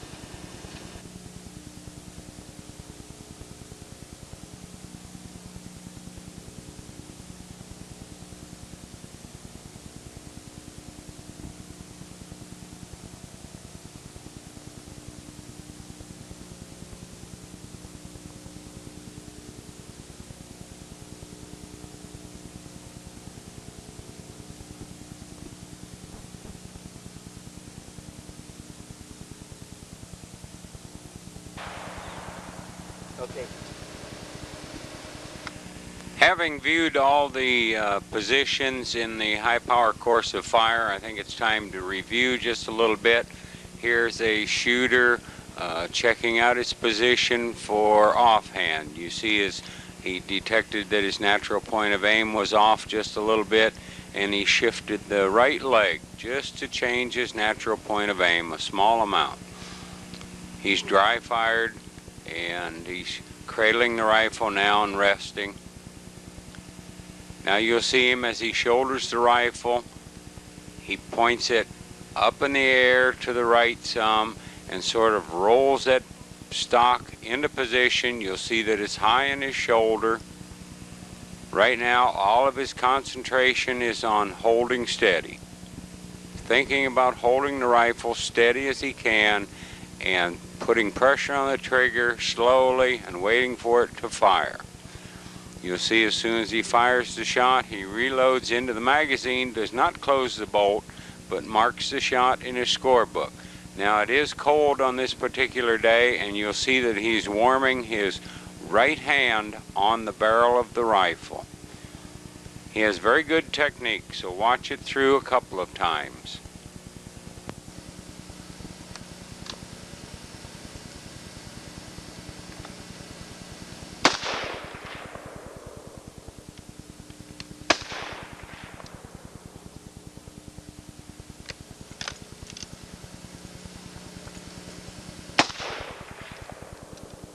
Load and lock.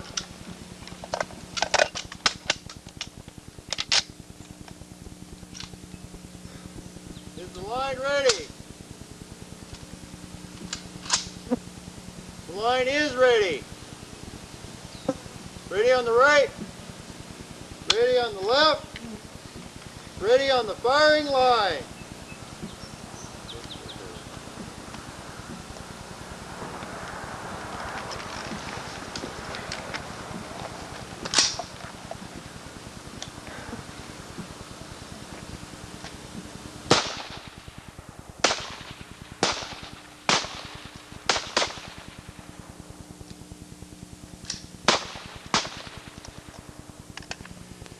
During the preparation period for the sitting position, you should check out your natural point of aim, work on your position, develop a position that will allow the rifle to point naturally at the target, so you do not have to use muscle to maintain sight alignment on the target. Then with just a little tension on the right hand side, you control the rifle and fire your sitting shots. Be sure to take a short breath in between each shot.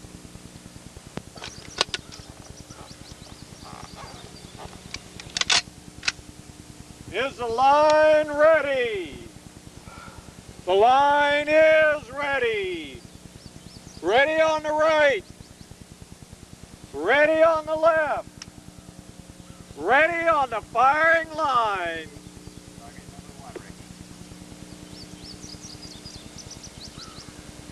Target 2. Target 3, Jerry.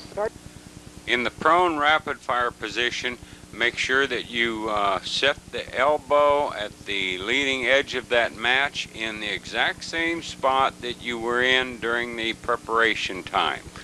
Then slide back away from that leading elbow, place the rifle into your shoulder where you want it, and rock down into position. Make sure you check out your natural point of aim briefly before you begin to fire. Make your reload, check your natural point of aim again, and continue to fire. Again, taking a short breath between each shot.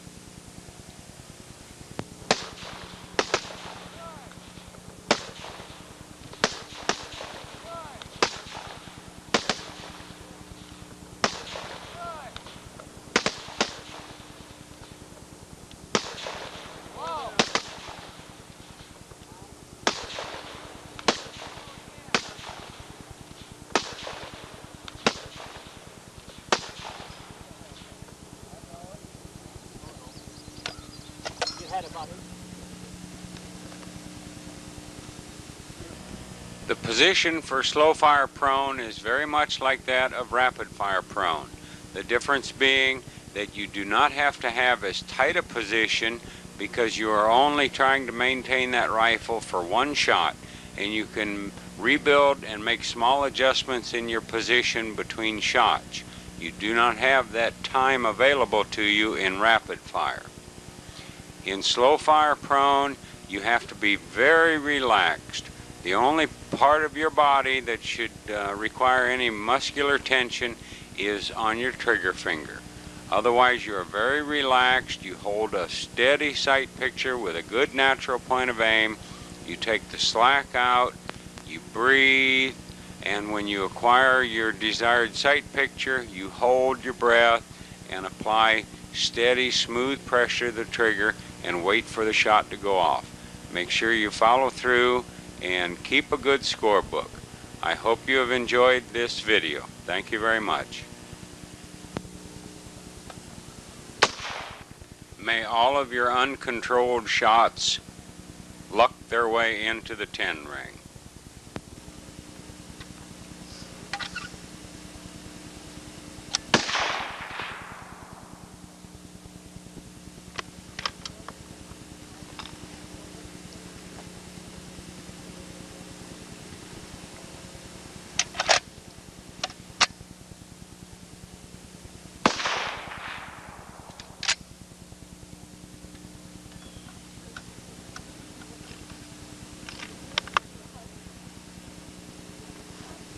That's an 8. Did you tell him to check the score on that? That should be an 8 out of 7. Did I check the score on target number 7?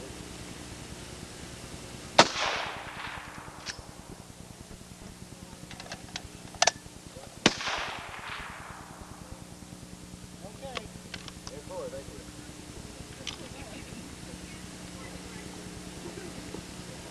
Yeah, he got it. He just wasn't.